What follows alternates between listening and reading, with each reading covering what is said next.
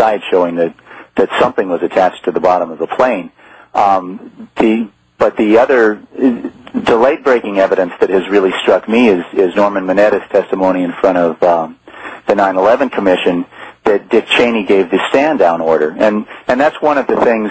It's the thing that makes my JFK video different than all other JFK videos, and it makes my 9/11 video different than other 9/11 videos. Is that in 15 minutes it tries to absolutely point the finger at people, right? And it points the finger at Silverstein, saying that they pulled Building 7. Well, obviously this is a guy who's in on it. He knows that Building 7 was brought down by explosive charges. He says so.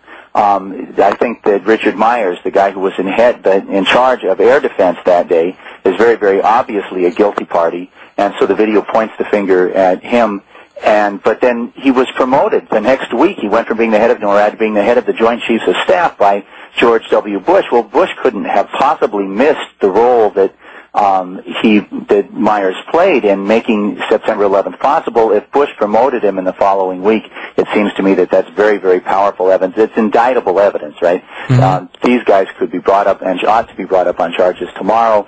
But then you have Mineta's testimony. Mineta's sitting in the bunker in the White House, and he testified that as he's sitting there with Dick Cheney, some little soldier comes running in and says the plane is 50 miles out, and he comes back again in a couple of minutes and says the plane's 30 miles out and then 10 miles out, and when he says the plane's 10 miles out, he says, do the orders still stand? And Mineta says that he gets angry and he whips his head around and says, have you heard anything to the contrary? Of course the orders still stand. And then a couple of seconds later the plane crashes into the Pentagon. There's very, very stark evidence, indictable evidence, prima facie, bring the indictments this afternoon evidence against Dick Cheney. The problem is, all right, we have all of this evidence. What do we do now? And in the video, and that's a problem that we always face, right? Is you and I and the listeners, is we sit here and we hear all of this stuff, and what do you do about it? And I don't know what anybody else is going to do, but what my video suggests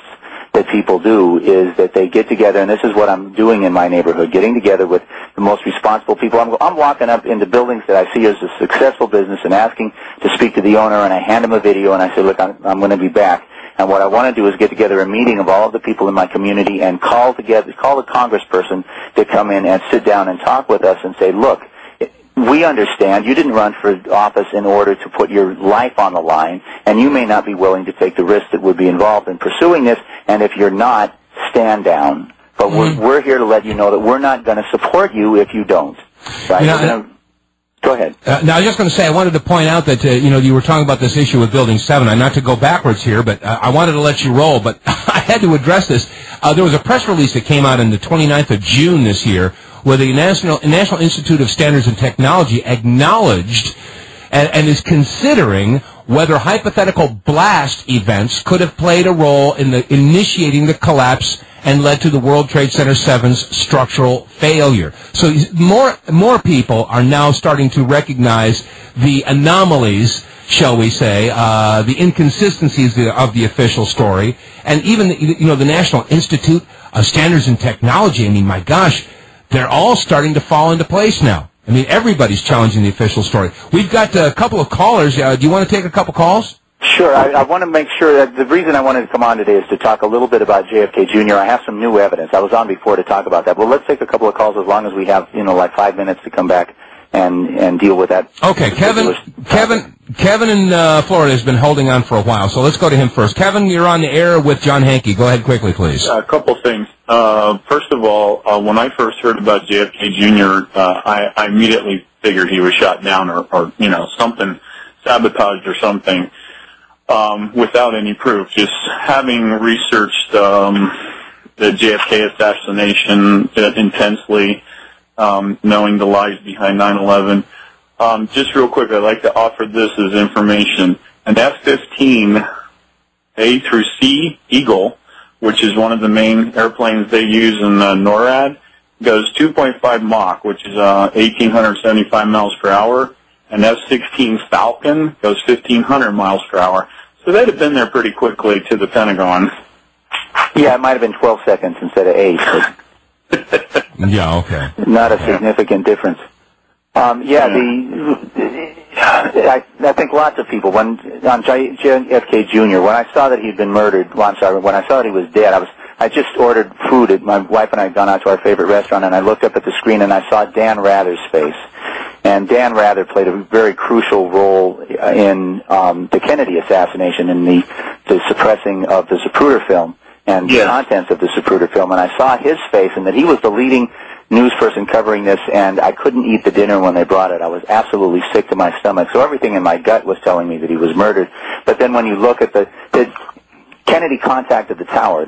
I have on my video you get to hear the spokesperson, official spokesperson for the Coast Guard, saying that Kennedy contacted the tower at 9:30 at night and told them his position and that he was on final approach, and it took them 15.5 hours to send the first rescue vessel to search the area off of the approaches to Martha's Vineyard Island. They kept everybody running around. The Coast Guard wanted to go search that area, and the Pentagon ordered them to go search Long Island Sound for 15.5 hours. But I mean, so there's your big red flag. They for 15.5 hours, they had to keep the Kennedy family at bay. They had to keep the Kennedy family screaming for them to do something. Senator Kennedy became involved at midnight, and it wasn't until 12:30 the next day that they finally sent rescue people. And this is, it's all official sources. It's none of these unidentified witnesses, and it's overwhelming proof of his murder. But if now's a good time, we should wait to the break. Dave? Well, let me see. We got about 5 minutes before the break. Oh, all right. Well, good. So I would love to see the Kennedy family and the Bush family go head to head. It's time for Family Feud. My gosh. Go ahead. I'm sorry. I didn't mean. I just had that picture in my mind. I had to share it with the listeners. Well, there's a book that's come out recently called Brothers that goes into just incredible detail on Robert Kennedy and John Kennedy and their relationship, but then it continues on all the way to the death of Robert Kennedy, and it's really, really, really, really sad and disgusting. So, I mean, that's the image that I get when I think about it.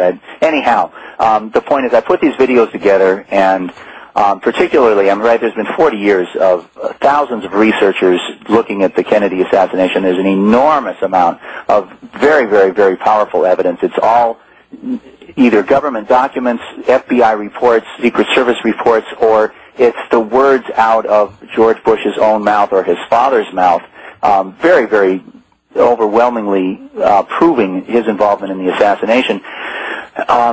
And so I put all that together, and I put it out as best, and you guys were kind enough to have me on. The first outlet for that was on your show, and I think we were selling it for $5, which BushKilledJFK.com is my website, but I encourage people to buy it from the Power Hour. Anyhow, the story gets out, and then I get an email from a guy saying you have to contact me, and this guy, his name is Truott.